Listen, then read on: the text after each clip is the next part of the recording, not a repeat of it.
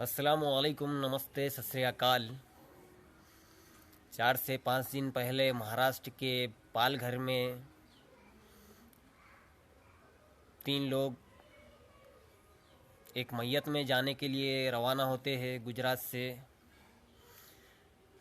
पालघर के रास्ते से होते हुए जाने की कोशिश करते हैं, मगर पालघर में 3 से 4 दिन पहले की जो बात है, वहाँ पर 15 से 20 दिन से क्या है, एक झूठी अफवाह चल रही थी कि बच्चे की किडनी चुराने वाले लोग घूम रहे हैं। तो जो 3 लोग थे वो कौन से धर्म के थे, मुझे इससे कोई मतलब तो नहीं है। क्यों बोले तो वो इंसान थे, और इंसान से बड़ा कोई धर्म नहीं है। इंसानियत की मौत हुई है, इंसानियत की हार हुई है। और जो 100 से 150 के बीच में पब्लिक जो उनको मार देती है, बेदर्दी के साथ उनको मारती है। और जो पुलिस का रोल था इसमें, पुलिस अगर चाहती थी तो उन लोगों को बचा सकती थी, मगर पुलिस ने ऐसा किया नहीं। तो वो एक हादसा था, एक मॉब लिंचिंग थी और एक सोची समझी साजिश थी, तो ये तो नहीं कह सकते, मगर एक घटना थी। पूरे भारत को इससे तकलीफ़ हुई है, पूरे भारत के हर समाज के लोगों को इससे तकलीफ़ हुई है। जो ये हादसा पेश आया, तो चाहे हिंदू रहने दो, मुसलमान रहने दो, सिख रहने दो, ईसाई रहने दो, किसी भी धर्म के इंसान के साथ अगर मॉब लिंचिंग की घटना पेश आती है तो हम लोगों को क्या है, सपोर्ट करना चाहिए। अगर किसी के ऊपर जुल्म होता है, जैसा तबरेज़ अंसारी को 20 से 25 लोग मिलकर मार रहे थे और जय श्री राम के जबरन नारे लगाने के लिए उसको फोर्स कर रहे थे, मजबूर कर रहे थे, तो मॉब लिंचिंग की घटना क्या है, जब से बढ़ती गई। और मॉब लिंचिंग की शुरुआत 2014 से हुई, जब से नरेंद्र मोदी की सरकार आई है, तब से हिंदू और मुसलमान के बीच में नफ़रत फैली है। तब से मुसलमानों पे ज़्यादा मॉब लिंचिंग होती थी। 59% मुस्लिम थे जिन पर मॉब लिंचिंग की घटनाएं पेश आती थी। बाद में 59 से 100 का आंकड़ा पार हो गया है। अभी क्या है, ये 3 लोगों की मौत हुई, ये 3 से क्या है 100 का आंकड़ा पार हो चुका है। मॉब लिंचिंग की वजह से 100 लोगों की मौत हो चुकी है पूरे भारत में। तो भाई, इसकी तकलीफ़ सबको है, इसका दुख सबको है, चाहे हिंदू रहने दो, मुसलमान रहने दो, किसी के भी साथ अगर ऐसा हादसा पेश आया, ऐसी मॉब लिंचिंग की घटना और वारदात अगर पेश आई, तो सबको तकलीफ़ होंगी। मगर मेरे लिए वो किसी धर्म से थे या साधु थे, ये थे वो थे, मेरे नज़र में वो कोई मायने नहीं रखता। मेरी नज़र में वो इंसान थे और इंसानियत की मौत हुई, इंसानियत की हार हुई। तो भाई, इसमें बहुत से लोग महाराष्ट्र के सीएम उद्धव ठाकरे जी को क्या है, फेसबुक पर लाइव आकर गालियां दे रहे हैं कि उद्धव ठाकरे जी क्या है, हिंदू पार्टी से है और उनकी पार्टी कट्टर हिंदू के नाम से जानी जाती है, मगर वो सेकुलर हो गए हैं बोल के कई लोग इल्ज़ाम लगा रहे। और जो इल्ज़ाम लगा रहे वो लोग कौन है, बीजेपी के लोग हैं। तो भाई, जो ये घटना हुई, पुलिस अगर चाहती थी तो बचा सकती थी, मगर पुलिस ने ऐसा क्यों नहीं किया?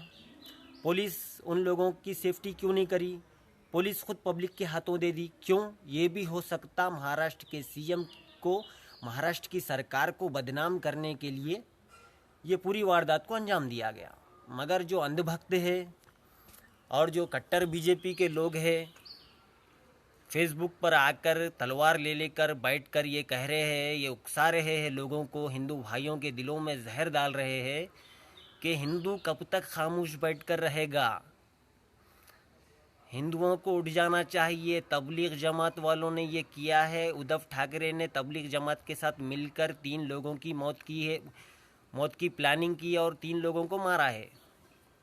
बहुत से बीजेपी के बेवकूफ़ जाहिल लोग फेसबुक पर हिंदू भाइयों के दिलों में नफ़रत पैदा कर रहे हैं और ये दावा कर रहे जैसा लॉकडाउन ख़त्म होगा, हम नहीं की प्रशासन की नहीं सुनेंगे, ना पुलिस की सुनेंगे, महाराष्ट्र को जाएंगे और क्या दिल्ली में जो हुआ दंगे, दिल्ली में जो बर्बादी हुई, महाराष्ट्र में भी हम वो करेंगे।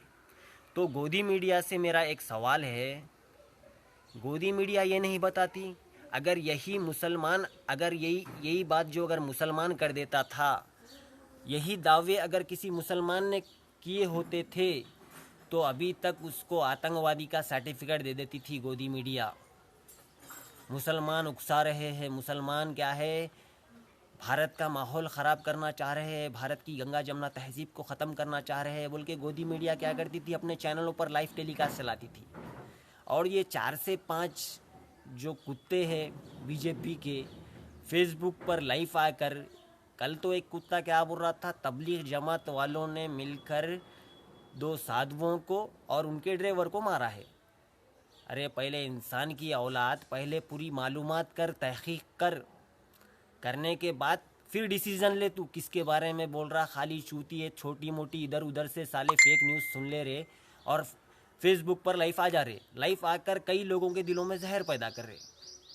अगर यही बात मुसलमान करता था तो उसको क्या क्या की बोल के उस पर ऐसे ऐसे केसान लगा के अंदर डाल देते थे। यही बात अगर एजाज खान करता था तो उसको नहीं बोले तो भी 10 केसान लगा के डाल देते थे। खाली एजाज खान परसों एक वीडियो बनाए, वो वीडियो में क्या बताए कि मुसलमानों के साथ जो बर्ताव हो रहा, तरकारी बेचने वालों के साथ, सब्ज़ी बेचने वालों के साथ, वो सही नहीं हो रहा। और एक सब्ज़ी बेचने वाले को रुकाए, वो हिंदू का था, उससे एजाज खान ने ये कहा इस एरिया में मेरी बहुत चलती है, अगर मैंने चाहा तो तेरी ठेले की बंडी उठा सकता हूँ। बोलने का मतलब क्या था, मुसलमान अगर चाहे तो मुसलमान भी कर सकते, मगर मुसलमान इतने भी जाहिल नहीं हैं कि मुसलमान बुराई, अगर आपके साथ कोई बुरा करे तो मुसलमान भी उसके साथ बुरा करने वाले नहीं है। अगर आप हमारे साथ बुरा करेंगे तो हम आपके साथ अच्छा करेंगे, क्योंकि हमारे को इस्लाम यही सिखाता है। इस्लाम क्या है, इस्लाम हमारा जो मज़हब है अच्छाई सिखाता है, बुराई से बचाता है।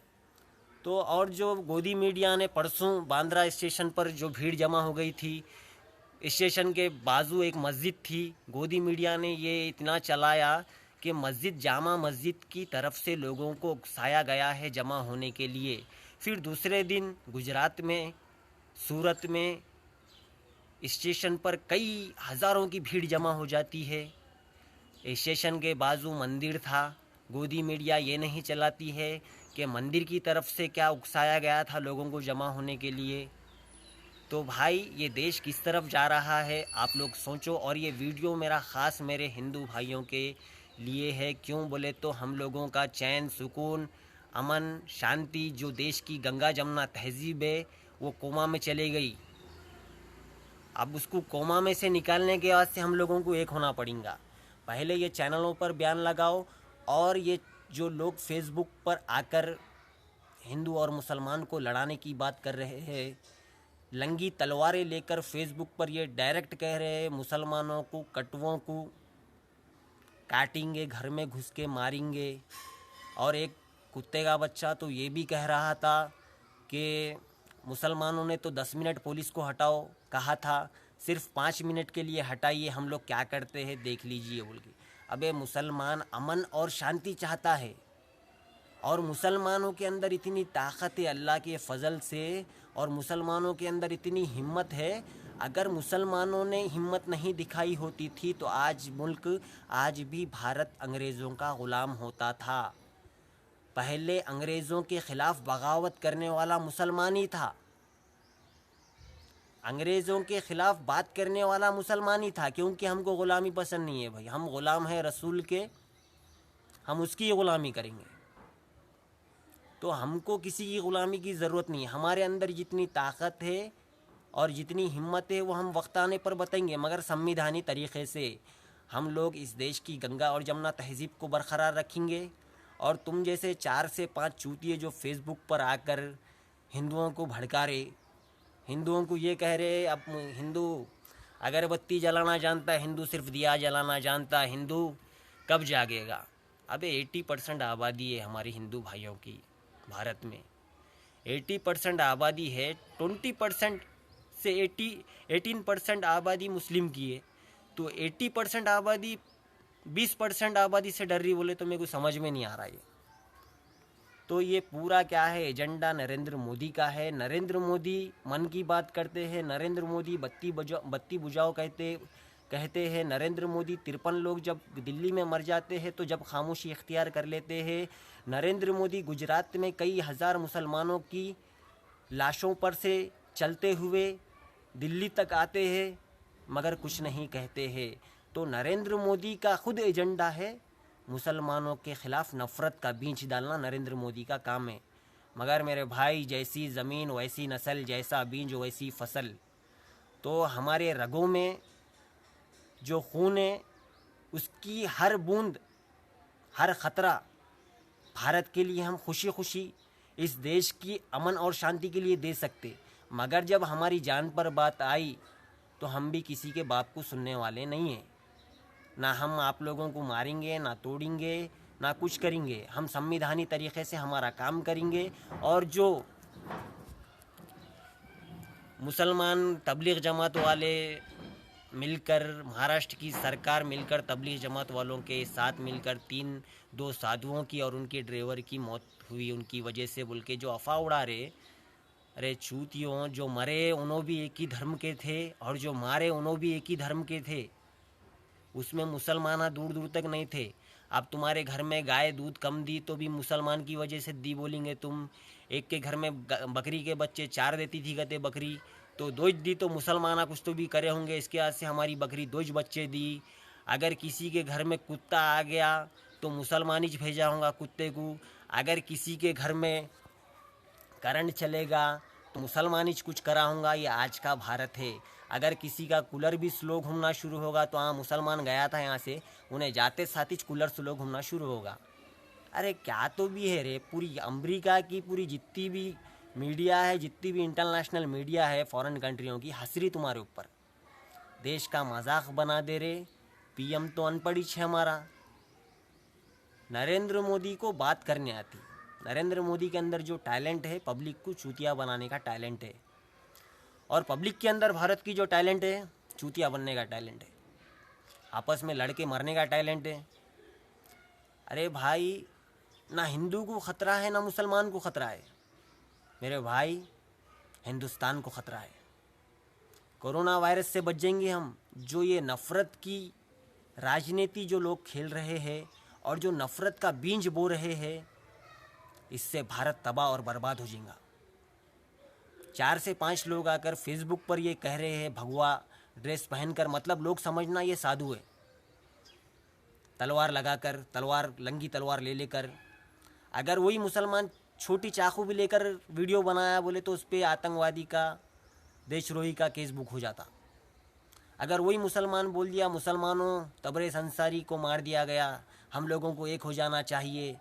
अगर ये मुसलमान बोल दिया, समझो पूरी कौम को चांस में ले लेते। ये मुसलमान क्या है, देश की गंगा और जमुना तहजीब को ख़त्म करना चाह रहे। पहले तो नरेंद्र मोदी के कुत्ते भौंकना शुरू कर देते गोदी मीडिया। तो मेरी क्या है, अगर भारत में कहीं भी कानून बरकरार है, अगर भारत में आज भी संविधान को मानने वाले लोग हैं, तो जैसा एजाज खान के ऊपर कार्रवाई करे आप लोग, तो ऐसे लोगों पर भी कानूनी तरीक़े से कार्रवाई करने की ज़रूरत है। मेरी महाराष्ट्र सरकार से भी अदबन गुजारिश है। महाराष्ट्र से भी 4 से 5 लोग फेसबुक पर आकर, नाम तो नहीं बोल सकता मैं, फेसबुक पर आकर क्या है उद्धव ठाकरे जी के ख़िलाफ़ बात कर रहे हैं कि भाई हिंदू के नाम से जानी जाती थी, कट्टर हिंदू के नाम से शिवसेना की पार्टी। कौन कह रहे? बीजेपी वाले। शिवसेना की पार्टी कब बनी?